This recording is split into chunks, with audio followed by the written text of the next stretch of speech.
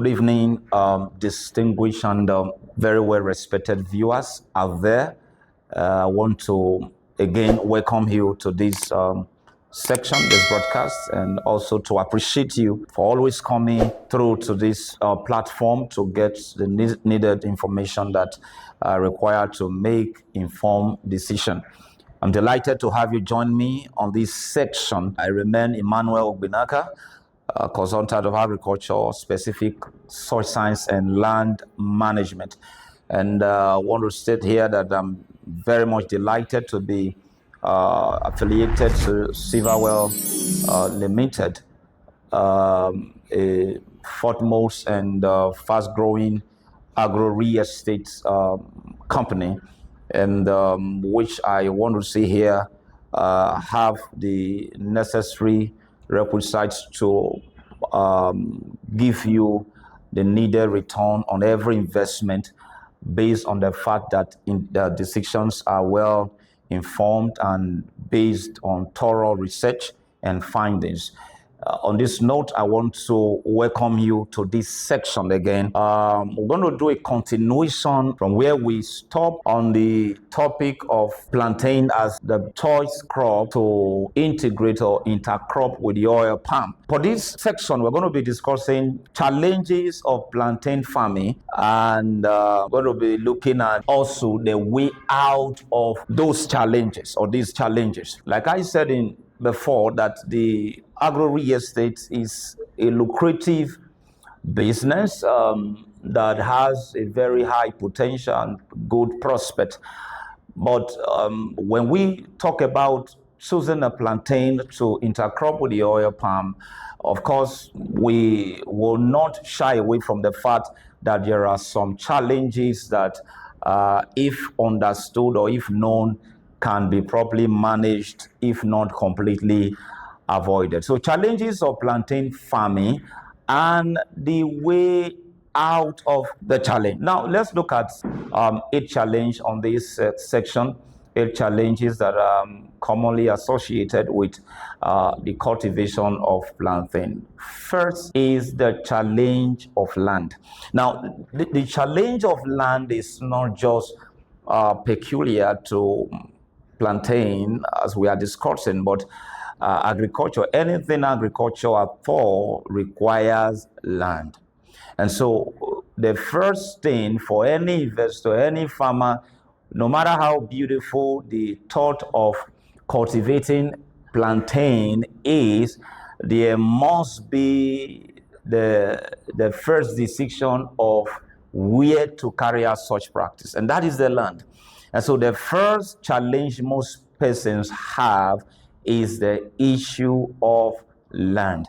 I think for those of you who have listening and viewing us from wherever you are watching us from, I think this challenge is not a problem as far as the Silvawell Limited is concerned, because they take the stress of you in looking for how to get land for this lucrative investment, cultivation of the plantain. And so the company provides the land and also provide other services as regard the cultivation of this crop. So but the fact is that for many persons, the first challenge is, how do I get land? Not just get land. Like I said in one of our broadcasts, I've said that one of the mistakes that any farmer will make is just to believe that any land goes for any crop. So it's not just availability of land, it is beyond as far as agriculture is concerned. As far as agriculture is integrated into this business, it must be an appropriate land, a land that is free from pests and theft, and this is one thing that the Silvawell company can, to a large extent, guarantee here. So the challenge of land, appropriate land that can serve the purpose of cultivating this crop, the plantain. That's the first challenge, the challenge of land. Another challenge that is associated with plantain farming in this part of the world is the challenge of manpower. So again, I want to say that this is also provided for by the Silvawell Limited. So for those that will want to invest in Silvawell, will not need to stress themselves on availability of land or manpower, who manage it, who are those that's going to cater for the land and all of those things. That is what the company stand to provide for every investor as required or needed. So, but the incident, the challenge of manpower workers to get the practice done, permit me to say, is a big challenge as far as plantain farming is also concerned. But like I said, this is adequately provided for by the company, Silvawell Limited. Now, another challenge that is associated with plantain farming is the challenge of non-uniformity of growth. Non-uniformity of growth. Now, this challenge cut across majorly all crops, all whether arable, whether tree crops, like the case of plantain we are discussing. The issue of non-uniformity of growth is a big challenge. And of course, basic agri, you understand that if there is no uniformity of growth, it can have adverse effect on so many practices in the farm. To mention the fact that mechanized agriculture cannot be practiced in a case where you have non-uniformity of growth, especially when you are talking about arable crop. But in this case, the plantain, you can also have the challenge of non-uniformity of growth. What is non-uniformity of growth? You plant your suckers the same time, and you're having the challenge of all of them which were planted at the same time. You have some already doing well, some are just trying to adapt, some are already producing, while others are still in their growth stage. So this non-uniformity is a challenge because you will there will be, if there's non-uniform growth, of course that will mean there will be non-uniform practices that we follow up to the period of harvesting. So non-uniformity of growth is a challenge. What is the cause of this challenge? For me, the cause of non-uniformity of growth to a large extent is as a result of choice of planting materials. The choice of planting materials is a very serious or has a very serious role to play when it comes to uniformity in growth and uniformity in maturity. Now, in the case of plantain, there is a common practice that most farmers carry out, although you can get result, but on commercial level, it is not ideal. Now, and that is the source of your planting materials. The common routine practice, as most farmers we do, is to easily get suckers from available or nearby farms, and then get suckers and then plant. You know, when we talked about the oil palm, I mentioned something in the oil palm cultivation, that one thing that most persons do that makes them begin to say, oh, my oil palm is not producing to, I thought they said the oil palm can produce for up to 20, 25 years, but my oil palm is just about 5 years, 6 years, 10 years, it's not producing well, and all of those complaints. And the reason for that is, where did you get your planting material from? Some persons in the oil palm goes to already existing plantation to uproot seedlings from those plantations and then cultivate their farm with those seedlings. Of course, it's going to grow and produce, but you will never get the optimum yield that you desire from such practice. The same thing with the plantain. So getting suckers from anywhere to plant in your land will not give you the needed result. And that is one of the reasons why there is a non-uniformity of growth to some extent. Although, even if improved variety is used, there cannot be 100% uniformity. There will still be some non-uniformity and other, but it will not be as pronounced as getting your planting materials from random farm. It is advisable to get tissue cultured suckers rather than getting suckers from any available plant. There's what we call the tissue cultured suckers. Suckers that have been raised under intense and some scientific methods have been employed or applied in the nurturing of such suckers. And then you have this hybrid that we to a large extent be uniform in growth, to a large extent we produce more of quantity, more of quality, as the case might be. So it is my candid advice to farmers out there who may want to go into large-scale plantain farming that is not too ideal to just get suckers from any farm. It must be tested. Even if you are getting sucker from anywhere, you must do your due thorough findings to know if the suckers you are getting is not disease infested, and so that you don't end up introducing disease into your farm by those actions. And so another challenge that plantain farming is faced with, which I will call number 4 challenge, is quality reduction after harvest. Of course, plantain can be put in the class of perishable crops, and one of the challenges that confront most farmers of this crop is the fact that once they harvest their produce, there is a reduction in quality. Obviously, after some time, it gets ripe, and then before you know it, there are some losses recorded. That is one of the challenges facing this crop cultivation. That's the truth. But how is this challenge managed? How is this challenge managed? Or how can this challenge be managed? And it can be managed by 2 ways. Number one, what I would call reduced handling. Reduce handling of your harvested bunches.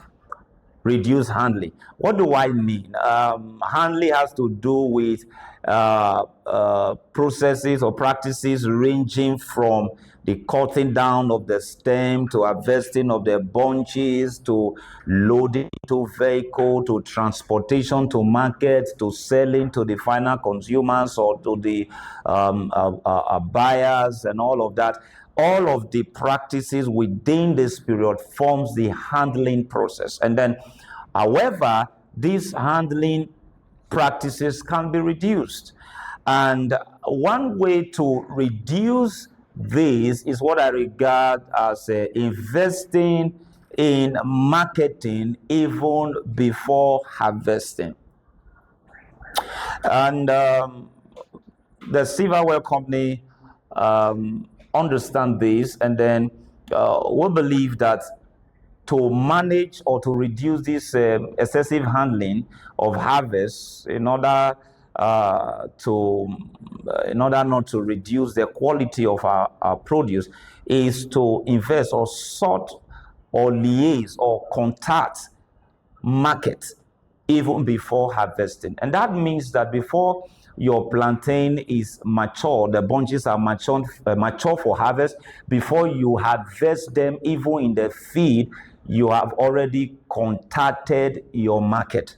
And so you save that yourself or save the produce that period of excessive handling in trying to look for market after harvesting. So the way forward is to invest in marketing before harvesting. So you can be in contact with buyers. You can be in contact with people that are willing and ready to get this commodity or this produce for whatever purpose that they may deem it fit ahead of time. In doing that, you have been able to reduce handling, and you have been able to reduce perishability, and you have been able to increase the quality of your produce. And when quality is intact, of course, you know the return on investment will also be intact. Another challenge of plantain farming, which is the 5th challenge, is low soil fertility. Low soil fertility. It can also pose serious challenge as far as plantain farming is concerned. Now, what is the solution for this? First, I said choice of land. So in choice of land, of course, that is put into consideration. But again, several discussions have been made on how to improve fertility of soil. And we've actually discussed how emphasis can be made or put into organic manuring instead of inorganic fertilizer, which is not actually sustainable because of the adverse effect it can also have on the environment. So purely organic manuring can help in solving the problem of fertility of the soil. And so it could also include incorporation of plant materials, including the leaves that result from this plantain crop can also be recuperated into the soil, back into the soil. And these have a way of improving the fertility of the soil. So even if inorganic fertilizers are to be used, but the advocacy is for it to be used as the acceptable requirement, that we ensure that our environment is also put into consideration by way of conserving the environment. The sixth challenge in plantain farming is poor water management. Poor water management. Now, the plantain is a crop that really and highly require water, require moisture. If the plantain is stressed of water, you may end up getting low yield, because water is highly needed by the crop for growth and most especially for production. So poor water management could also be a challenge that most farmers face as far as plantain farming is concerned. And again, in previous broadcasts, we have devoted a whole lot of time to discussing on proper water management, and that can also come to play even in the plantain farming. Water stress is not good for your plantain. Water stress can affect and can impact negatively on level of productivity. And one of the way to actually solve this problem, apart from going into irrigation practice, which can also be practiced where there is prolonged drought, as the case might be. Irrigation can be practiced. But again, cultural practice like proper timing is key. Proper timing is key. There's an appropriate time for your plantain to be cultivated so as to be able to utilize the natural rain for its production. So a situation whereby you are cultivating your plantain at the wrong time of the year, which obviously will lead into having your plantain producing or trying to produce in a period where there is dryness, you will not get the needed yield that is required. So proper timing when you cultivate, or the time of the year you plant or you cultivate your plantain suckers, is key as far as water management is concerned. You can't afford to be planting your suckers at a particular time of the year where you know that you are approaching the dry season, when you don't have provision for irrigation. Obviously, you are going to witness some kind of dieback on the part of the plant. And you can also time your suckers cultivation in a period where their production period will now fall into the dry season. Of course, it's going to affect your production. All of this information are very useful to any farmer that wants to go into the cultivation of plantain. Seventh reason or challenge that most farmers face in plantain farming is the problem of wind. The problem of wind is a big challenge because over time we have seen situations where people have lost millions of naira because of incidents of wind. Incidents of wind. If proper management, as we are going to be discussed, is not put in place, a single wind can cause your plantain to lie on the floor, and then there will be a serious loss. So the problem of wind is a big challenge. It's a big challenge. And how can we be able to overcome this challenge? It begins from the method of planting, or some basic things that needs to be put into place even in the course of planting. And now it begins from how deep you are planting, or you are inserting your suckers into the soil. Now, a sucker that is planted at a shallow depth obviously is going to suffer from incidents of wind. So your suckers must be planted in the land to a certain depth, a certain depth into the soil, to ensure that it is well rooted, deeply rooted, to help checkmate the incidence of wind. So that is very key from the onset. So you must take a proper depth in the planting of your suckers. And then if that has been put in place, then there are other things can follow as solution to checkmating the incidence of wind attack. And another thing apart from the proper depth planting is what I call staking. Staking, yeah. Some persons know that staking is used majorly for creeping crops like yams and all of that. But again, staking can also be practiced, kind of staking can be practiced even in plantain farming, because especially when your plantain is producing, and most especially if it's hybrid and then it's producing and the bunches are way far heavy for the stem of the plant to carry, it is appropriate for the farmer to provide some kind of support by using sticks or wooden materials to provide support for the plantain stem, so as for it not to easily be removed from the ground. And because knowing full well that once the plantain falls to the ground, it will affect the complete maturity of the bunches that have been formed. So staking is also needed to support your plantain. Then another thing that can be done is that the plantain can also be tied together with twine. Twines can also be used to tie your plantains together, and this can also help to create a resistant force against the incidence of wind. So if these things are put to place, you are able to manage the incidence of wind when it arises.